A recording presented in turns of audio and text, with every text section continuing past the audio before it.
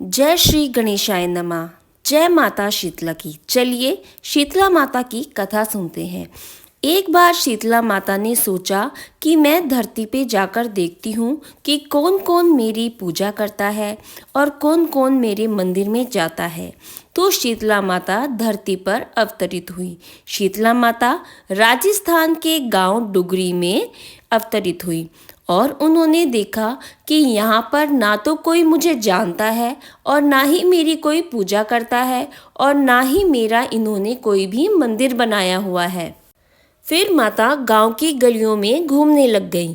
तभी एक मकान के ऊपर से किसी ने चावल का उबलता हुआ पानी नीचे फेंका। वह उबलता हुआ पानी माता शीतला के ऊपर गिर गया और माता शीतला का सारा शरीर उससे जल गया। पानी गिरने की वजह से माता शीतला का सारा शरीर बहुत ही बुरी तरह जल गया, उस पर फफोले पड़ गए। शीतला माता के पूरे शरीर में जलन होने लगी और वह पूरे गांव में दौड़ के और कराते हुए बोलने लग गई कि कोई मेरी मदद करो, मेरा शरीर जल गया है। पर किसी भी गांव वाले ने उनकी मदद ना की। एक कुम्हार के घर में कुम्हारन बैठी हुई थी, तो उन्होंने देखा कि माता के शरीर पर तो इतने सारे फफोले पड़े हुए हैं। तो उसने माता को बुलाया और कहा, आओ बूढ़ी माँ, आप आके यहाँ बैठ जाओ, मैं आपके शरीर पर ठंडा पानी डालती हूँ। तो माता के शरीर पर उस कुम्हारन ने ठंडा पानी डाला, जिससे माता के फफोलों में बहुत ही आराम हुआ और उन्हें ठंडक पहुँची। तब उस कुम्हारिन ने माता को बोला कि ओ बूढ़ी माई, मेरे पास बासी रसमलाई पड़ी है और जलेबी पड़ी है, दही पड़ी है, क्या आप खाएंगी? तो माता ने उसकी जलेबी, दही और रसमलाई खाई तो माता को बहुत ही ठंडक पहुंची। माता का शरीर अंदर से भी ठंडा हो गया। बासी खाना खा के माता को बहुत ही अच्छा लगा। फिर कुम्हारन बोली, आ माँ बैठ जा, तेरे सिर के बाल बहुत ही बिखरे हुए हैं, ला मैं तेरे सिर की कंघी कर दूं। तो माता उसके पास बैठ गई। जब कुम्हारन ने सिर को कंघी की तो उन्होंने देखा कि उसके सिर पे तो एक और आँख है। तो कुम्हारन बहुत ही डर गई और डर के इधर उधर भागने लगी। तब बूढ़ी माई ने कहा कि कुम्हारन, डरने की बात नहीं है, मैं कोई भूत प्रेत नहीं हूँ, मैं तो शीतला माता हूँ, तुम इधर आओ, मैं तुम्हें कुछ नहीं करूँगी।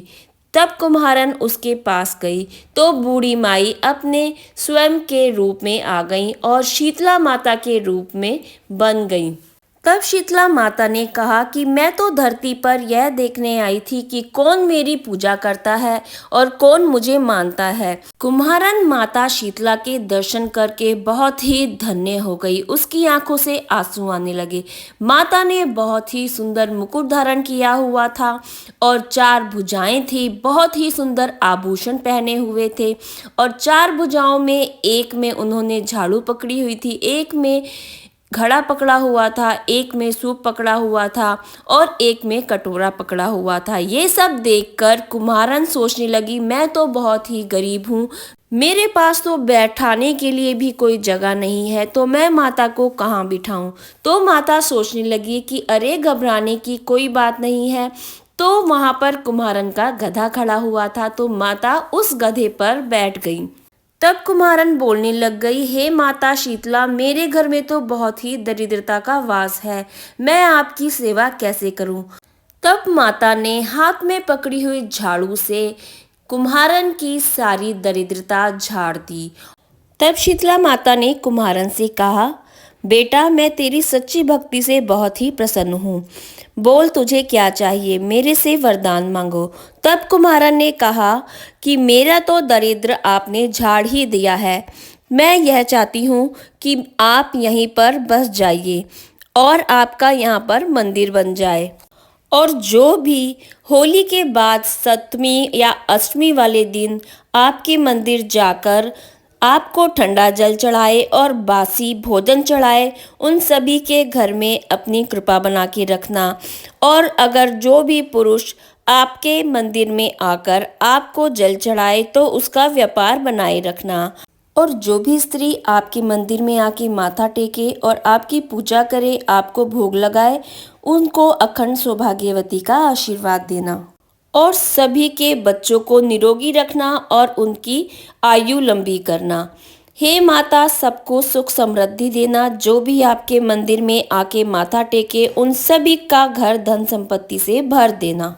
माता ने कुम्हारन को तथास्तु बोला और अंतर्ध्यान हो गईं।